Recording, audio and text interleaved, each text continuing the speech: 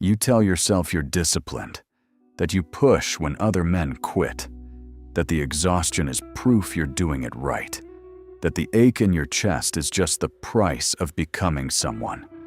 So you wake up and you push. You push at work. You push at the gym. You push at the version of yourself you were promised was waiting on the other side of enough effort. And you never arrive.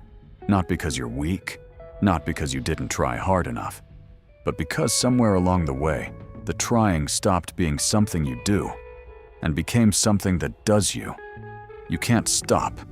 You've forgotten how. The moment you slow down, a quiet panic crawls up your spine and tells you that stopping means losing. So you grind. Harder. Again. This is not discipline. This is a cage you built with your own hands and called a virtue.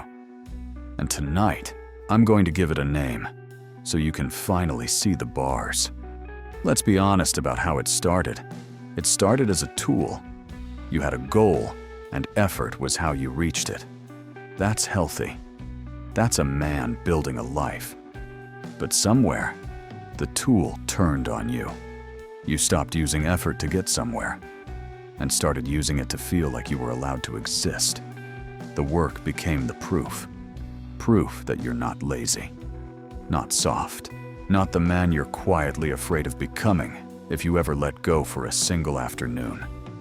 So now you can't rest without guilt. You sit down, and your mind starts listing everything you should be doing.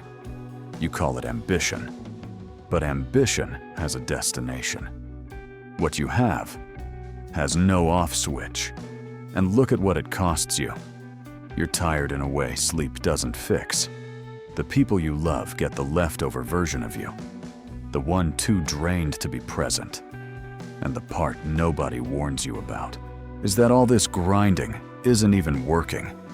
Because the harder you force, the more the thing you want slips sideways. You push for peace and create more noise. You chase the finish line, and it moves. You swim against the current with everything you have, and the river just laughs. The ancient Taoists saw this 2,000 years ago.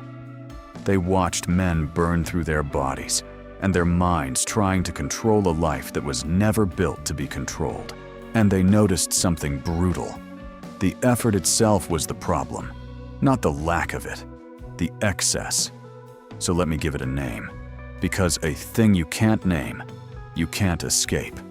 What you have is not discipline, it's not ambition, it's a condition. And I call it the grindlock. The grindlock.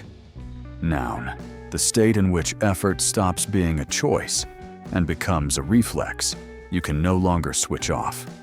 Where a man keeps forcing, not because it works, but because stopping has become unbearable. Read that again.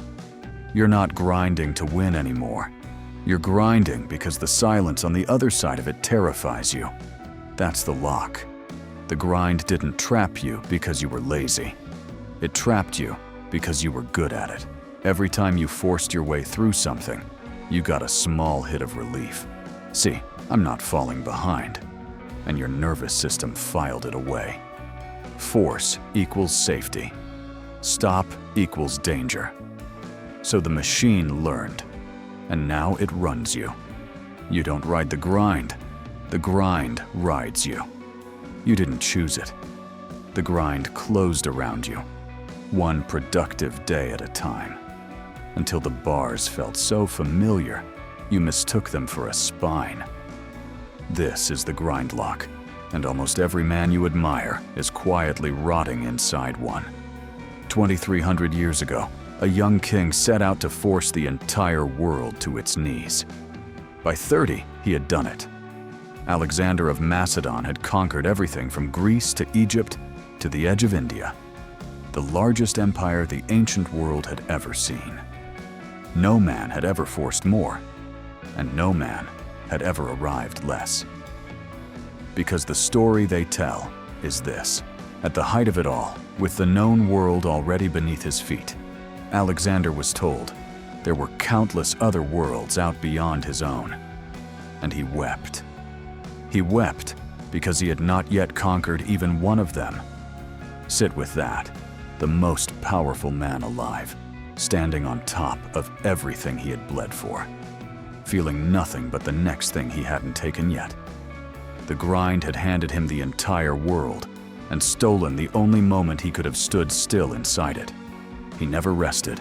He didn't know how. And 2 years later, he was dead at 32, burned out in a foreign city, his body wrecked by a decade of forcing.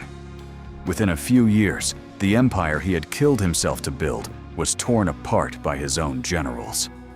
Everything he forced ran straight through his fingers. Lao Tzu had warned about exactly this man 5 centuries before he was born.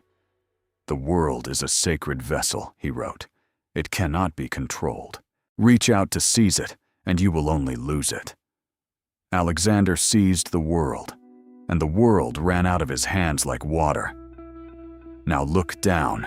You're doing the same thing, on a smaller map. So what's the way out? Because I'm not here to tell you to quit. Quitting is just the grindlock in reverse. The same panic, pointed the other way.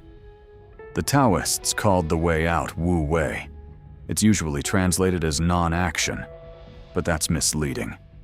It doesn't mean doing nothing. It means doing without forcing. Moving with the current instead of against it. The skilled swimmer doesn't fight the water. He reads it. The river was never your enemy. Your war against it was. Wu Wei is the moment you stop dragging the outcome toward you by force and start doing the work clean, without the white-knuckle grip, without your whole identity riding on every single result. Here's the part that scares you. You believe that if you loosen the grip, everything collapses. But look honestly at your life. Most of what actually worked arrived in the gaps. The idea in the shower, the opportunity you finally stopped chasing, the relationship that grew the moment you stopped strangling it. You didn't force those. You allowed them. The Stoics reached the same place from the other side of the world. Marcus Aurelius, a man who ran an entire empire, spent his nights writing reminders to himself to stop straining against what was never his to move. His Meditations isn't a book about pushing harder. It's a book about laying the weight down, doing your part, and releasing the rest. If this is hitting a nerve, that's the one to read next. Not to grind through, to unclench. Because here's what no one inside the grind will ever tell you. Rest is not the absence of strength. Rest is the proof that you finally trust yourself enough to stop. So let's end where we started. You are not lazy. You never were. The opposite is true. You became so good at forcing that you forced yourself into a cage and lost the key inside your own discipline. You didn't choose the grind. The grind closed around you. That's not an insult. It's the most honest sentence anyone will say to you all year. Because the man who can hear it is the only one who can do something about it. Alexander conquered the entire world and never once stood still inside it. You don't have to repeat his death to learn his lesson. You can lay the weight down tonight. Not the goal, not the work, just the war against the current. And find out that the river was carrying you the whole time. The bars were never steel. They were a habit. And a habit, unlike a cage, can be opened from the inside. So here's the only instruction I'll give you. One word. Unlock. Not tomorrow. Tonight. Find one thing you've been forcing and stop. Let one outcome arrive on its own. Sit inside the silence you've been running from and notice that it doesn't kill you. That's the first turn of the key. The grindlock isn't broken in a day. It's broken in 1,000 small refusals to force, one unclenched hand at a time. If this put a name to something you've carried for years, something you had no words for until tonight, then you already know whether this channel is for you. Subscribe if it is.